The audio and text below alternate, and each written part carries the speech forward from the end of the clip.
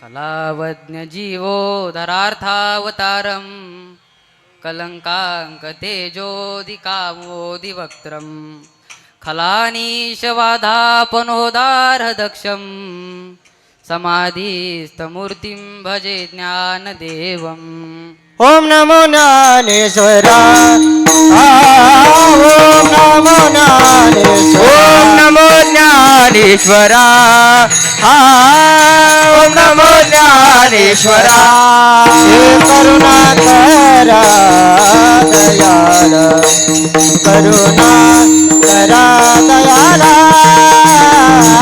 तुमचा अनुग्रह लागलो ओ पावन झालो चराचरी करुणाकरा दया करुणाकरा दया करुणाकरा दया तुमचा अनुग्रह लादलो ओ पावन झालो चराचरी हे ओम नमो ज्ञानेश्वरा करुणाकरा दयाळा तुमचा अनुग्रह लादलो पावन झालो चराचरी ज्ञानेश्वरा करुणाकरा तुमचा अनुग्रह लादलो पावन झालो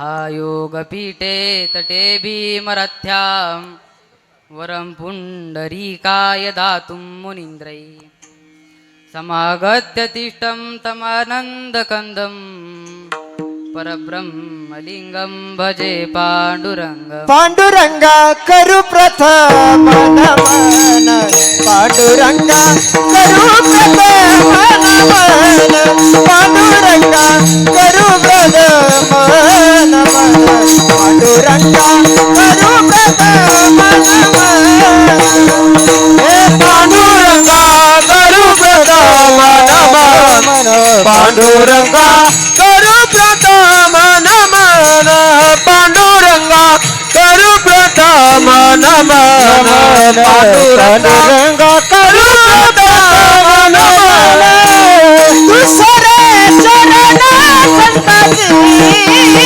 दुसरे चरण संताजी चरण संताजी दुसरे चरण संताजी दंजग्रुबा जाने गदे दारू दंजग्रुबा जाने गदे दारू दंजग्रुबा जाने गदे दारू बाबाजी सद्गुरु दादुगा कृपा दानी गदे दानी गदे दावितारू दंडकृपा दानी गदे दावितारू दंडकृपा जाने गदे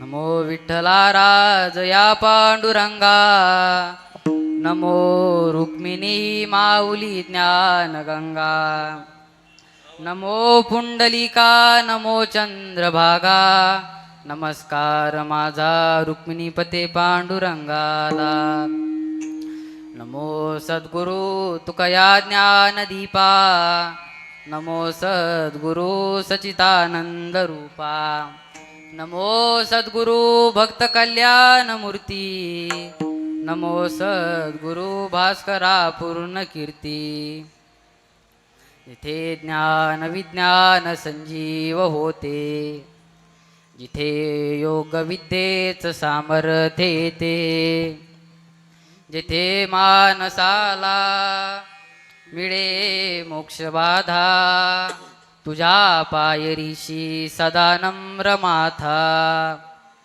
ओम नमो ज्ञानेश्वरा करुणा करा दयाळा तुमचा तुमचा अनुग्रह लादलो पावन झालो चराचरी. विठ्ठल विठ्ठल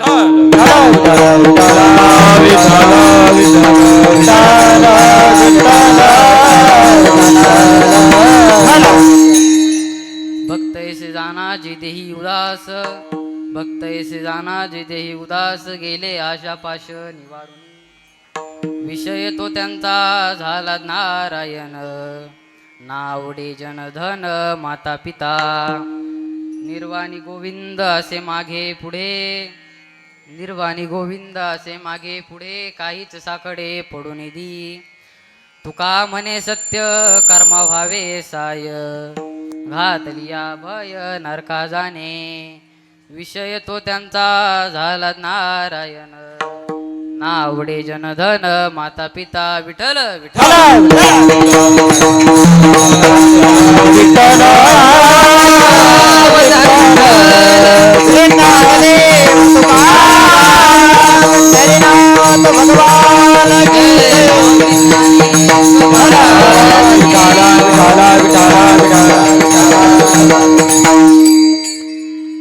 प्रस्तुत प्राप्त प्रसंगी प्राप्त वेळी कीर्तनरूपी सेवेकरिता निवडलेला अभंग, महान भगवत भक्त संत सम्राट वैराग्याचे महामेरू असणारे जगतवंदनीय जगद्गुरु श्री संत तुकोबाराय यांचा 4 चरणाचा अभंग असून या अभंगातून संत तुकाराम महाराज भक्ताचे वर्णन करतात. विठ्ठल विठ्ठल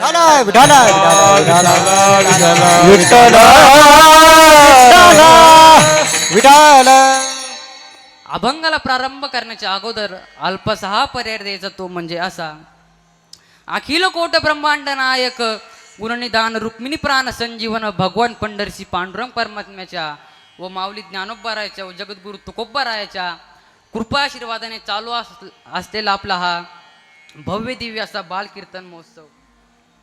आणि या बालकीर्तन महोत्सवामध्ये दुसऱ्या दिवसाची माझ्या वाटेला आलेली कीर्तन रूपी सेवा हे मी माझं परम भाग्य मानतो. माझ्यासारख्या पामराच्या वाट्याला ही सेवा आली. मज पामर आहे काय थोरपण, पायाची वाहन पायवरी. माझ्यासारख्या पामराच्या वाट्याला ही महाराज सेवा आली, त्यांच्याकडून माझ्या वाट्याला ही सेवा आली. ते माझे गुरुवर्य भागवतजी महाराज सातभाई आणि गीताताईजी महाराज सातभाई यांच्याकडून ही सेवा माझ्या वाटेला आलेली आहे. तसेच मला पकवाजाला साथ करणारे आमचे कैलास महाराज असतील, दीपक महाराज असतील, गायनाला साथ करणारे आकाश महाराज आले, गणेश महाराज असतील, दिनेश महाराज असतील, तसं करून सर्व तुमची श्रोते मंडळाची ही मला साथ आहे. तुम्ही फक्त तुमचे चेहरे फ्रेश व्हा म्हणजे मी ही फ्रेश राहील. विठ्ठल विठ्ठल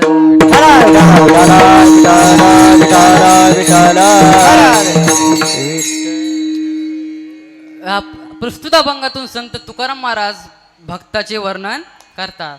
मग आता भक्त कोणाला म्हणावं तर ते देवापासून विभक्त नाही, त्यांना भक्त असे म्हणतात. तर तसे तर देवाचे अनेक भक्त आहे, बहुतेक संसाराचेही भक्त आहे. म्हणजे कबीरजी कहते हैं ना, जब तक नाता जगत में तब तक भक्त न हो, नाता तोडे हरी भजे भक्त कहावे सोये. अहो, जगाची नाती तोडून जोपर्यंत आपला संबंध देवाशी जोडत नाही ना, तोपर्यंत आपण भक्त होत नाही. अहो, नाती या शब्दाचा अर्थ काय असेल तर ना आणि ती म्हणजे जी आपली नाही ती नाती. अहो, नातेवाईकांचा संबंध कोटपर्यंत, जोपर्यंत हे शरीर आहे तोपर्यंत नातेवाईकांचा संबंध आहे. शरीर संपले नाती संपली, पण हा जीवाचा संबंध मात्र देवाशी आहे. मानव जन्माला येऊन देहाला ज्यांनी सफल बनवलं त्यांना भक्त असे म्हणतात. तसं तर आता हा मनुष्य मिळणं खूप दुर्लभ आहे, पण किंतु किती दुर्लभ तर हे नाथ महाराज सांगतात. नरदेह दुर्लभ जाना शतवर्षाची गणना, त्यामध्ये दुःख यातना तुम्ही आठवा हो मधुसूदना. अहो, एवढा दुर्लभ असा मनुष्य देह आणि तो आपल्याला योगायोगाने मिळाला. महाराज म्हणतात ना, पावला हा देह कागटाळी न्याय, न घडो पाय घडो आले. लक्ष देण्याकरिता एक दृष्टांत सांगतो बघा. एका राज्यात एक राजा राहत होता व त्याला रोग झाला होता, त्याला खूप दुर्मिळ असा रोग झाला होता. आता त्याने वैद्याला बोलवले. आता वैद्य म्हणले की राजाला खूप दुर्मिळ असा रोग झालेला आहे. आता याचा औषध तर माझ्याकडे काही नाही, पण मला जर कोणीतरी जिवंत कावळा आणून दिला ना तर मी याचं औषध नक्की तयार करेल. तर मला राजा वाटलं जीवच नाही राहिला तर मग एवढं राज्य काय कामाचं. त्यामुळे राजाने राज्यात दौंडी देण्याकरिता सांगितली. झाली मग महाराज दौंडी सुरू. ऐका हो ऐका की जो कुणी राजाला जिवंत कावळा आणून देईन राजा त्याला राजाचा राज्य देईन हो. अशा प्रकारे महाराज ही दौंडी संपूर्ण राज्यात वाऱ्यासारखी पसरली. मग काय आता संपूर्ण राज्यात लोक जे उठलं ते सुटलं ते कावळ्याच्याच माग जायचं.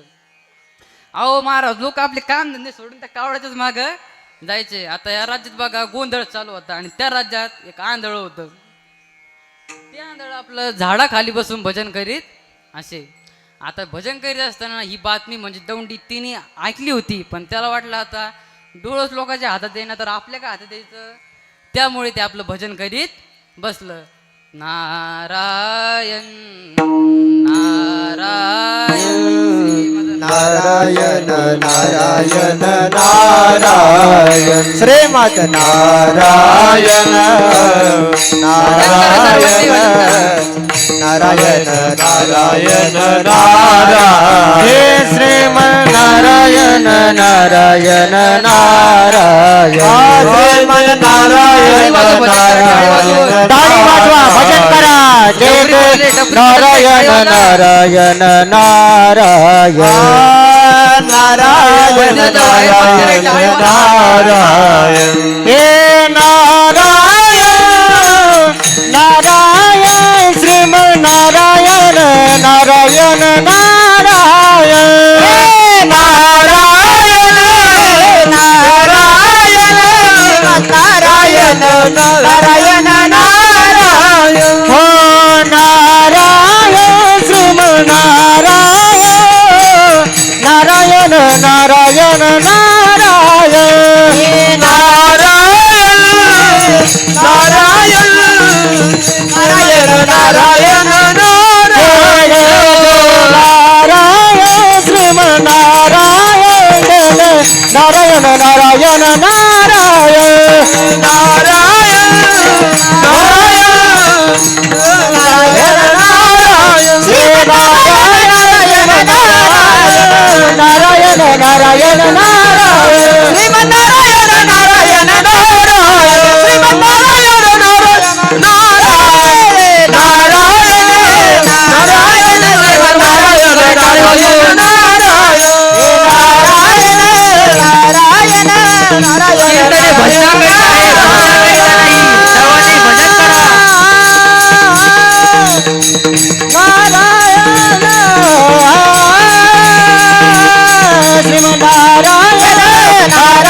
श्रीमन नारायण नारायण नारायण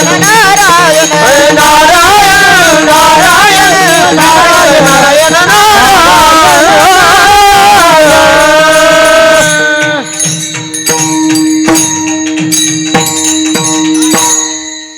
वा अतिशय सुंदर असं महाराज आमच्या आकाश महाराजांचा आवाज आहे बरं का. असं महाराज ते जोर जोराने आपले हात दोन्ही वर करून भजन करू लागलं. आता महाराज ते भजन करीत असताना अगदी चुकीने म्हणा नाहीतर अगदी योगाने म्हणा त्याच्या हातात सापडला कावळा. महाराजांना जरा चापून बघितलं तर कावळा. त्याला आता अति आनंद झाला. त्याला वाटलं आता मी हा कावळा राज्याला देणार आणि राजाचा अर्ध राज्य घेणार. पण तो जरा विचारवंत महात्मा होता. तिने जरा विचार केला मी जर आणखीन एक जर कावळा पकडला तर मी दोन्ही कावळे राजाला देणार आणि राजाचं संपूर्ण राज्य घेणार आणि मी या राज्याचा राजा होणार. तुम्ही बोलत चला गाड्या तुम्ही बोलत चालले मला तेवढाच आधार होतो ना. आता मार तो त्यांनी काय केलं मग तो पहिला जो कावळा पकडलेला होता तो त्यांनी आपल्या काखेत म्हणजे आपल्या बगलात ठेवला आणि दुसरा कावळा पकडण्याकरिता तसा त्यांनी हात वरती केला तसा तो कावळा उडून गेला. आता मला सांगा यांनी आयुष्यभर जरी टाळ्या वाजवत तो कावळ्याच्या हातात येणार आहे का? नाही येणार. तो कावळ्याच्या हातात येणार आहे का? नाही येणार. पण मला वाटतं उद्या बुधवारी उद्या जरी ना आपल्या बुधवारच्या पत्रात टाळ्या वाजवल्या तर याच्या काही ना काही मारण्यात की हातात येईल विठ्ठल विठ्ठल विठ्ठल.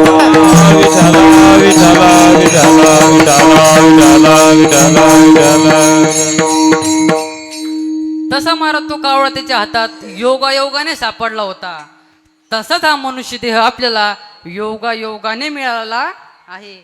अतिशय दुर्लभ असा मनुष्य देह आहे. हमारे कबीर जी कहते हैं मनुष्य देह दुर्लभ है ना मिले बार बार.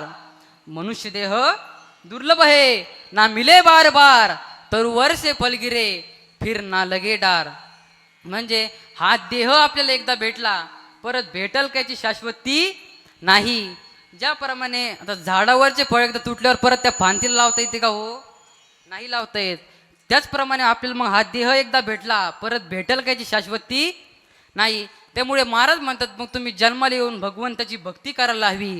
हे मी नाही सांगत, महाराज म्हणतात भक्ती विना जिने जळोते लाजीरवाने. म्हणजे तो देवाची भक्ती करतो त्याला भक्त असे म्हणतात. तसं तर हा मनुष्य देह मिळणं खूप दुर्लभ आहे आणि भक्त होणं आणखीनच दुर्लभ. आणि संत हे खरे देवाचे भक्त असतात. आणि ह्या अभंगातून संत तुकाराम महाराज भक्तांचीच म्हणजे खरी संतांची ओळख करून देतात. आता हे संत हे अशा प्रकारचे असतात. कशा प्रकारचे? तर हे तुकोबार या अभंगाच्या प्रथम चरणात भक्त ऐसे जाना देई देऊ दासा. भक्त ऐसे जाना देऊ दासा. भक्त ऐसे जाना देऊ दासा. भक्त ऐसे जाना देऊ दासा. भक्त ऐसे जाना जे देही उदास. भक्त ऐसे जाना देही उदास. भक्त ऐसे जाना जे देही उदास. भक्त ऐसे जाना देही उदास. भक्त ऐसे जाना देही उदास. भक्त ऐसे जाना देही उदास. जाना देही उदास. भक्त ऐसे जाना देही उदास. भक्त ऐसे जाना देही उदास. भक्त ऐसे जाना देही उदास. भक्त ऐसे जाना देही उदास. भक्त ऐसे जाना देही उदास. आशा पाचवानी गेले आशा पाच निवारणी. गेले आशा पाच निवारणी. जेने आशा पाच निवारणी. विजय तो त्यांचा झाला नारायण. विजय तो त्यांचा झाला नारायण. विजय तो त्यांचा झाला नारायण. विजय तो त्यांचा झाला नारायण. विषय तो त्यांचा झाला नारायण. विषय तो त्यांचा झाला नारायण. विषय तो त्यांचा झाला नारायण.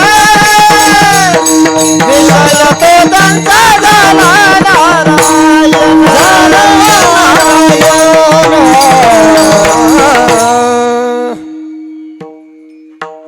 भक्त ऐसे जाना जे देही उदास गेले आशा पाश निवारुनी. विषय तो त्यांचा झाला नारायण. नावडे जनधन माता पिता विठ्ठल विठ्ठल.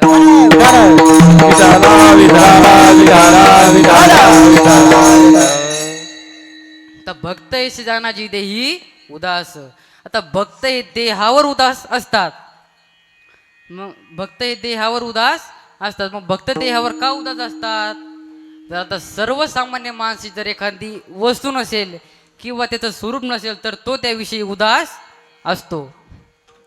आता समजा तुम्ही रस्त्याने चालले आणि आता रस्त्याच्या कडेला एक दगड पडलेला आहे आणि त्या दगडाला कसल्याही प्रकारचा आकार नाही. मग त्या दगडाकडे पाहून तुम्हाला काही वाईट वाटेल का? अहो नाही वाटत. मग आनंद होईल का? नाही होत. म्हणजे आनंदही होत नाही आणि वाईटही वाटत नाही. का बरं? तर आपण त्याविषयी उदास असतो. उदास म्हणजे त्या गोष्टीविषयी आपल्याला काही देणं घेणंच नसतं. म्हणजे त्या गोष्टीपासून आपल्याला सुखही होत नाही आणि दुःखही होत नाही. त्याविषयी मनुष्य हा उदास असतो. आता भक्त हे देहावर उदास असतात आणि सर्वसामान्य माणूस हे देहावर उदास नाही तर अतिप्रेम करतात. अहो दिवसातून या देहाला तुम्ही 4-4 वेळा आरशात पाहतात. या देहाला सजवण्यासाठी किती प्रकारच्या साबणी शॅम्पू निघाल्यात. त्यासाठी ब्युटी पार्लरची निर्मिती झाली. अहो नवऱ्याच्या पगारापेक्षा बाईचा ब्युटी पार्लरचा खर्च या देहाला जास्त आहे. या देहाला कसल्याही प्रकारचा त्रास होणे म्हणून सर्व गोष्टी ऑटोमॅटिक निघाल्यात. अहो स्वतःचा फोटो बघून बघून परेशान इतके सर्वसामान्य लोक देहावर प्रेम करतात. पण जे जे देही उदास पण त्यांना भक्तच म्हणतात का? तस तर नाही. जे जे देही उदास ते भक्त. भक्त या लक्षणावर अतिव्याप्ती दोष येतो की बऱ्याच कारणांनी बरीच माणसं ही देहावर उदास राहण्याची शक्यता असते. पण मग जे जे देही उदास त्यांना ते भक्त नसतात. आता समजा एखाद्या व्यसनी माणसं जर दारू जास्त झाली तर तुम्हाला 3-3, 4-4 तास शुद्धीवर येत नाही हो.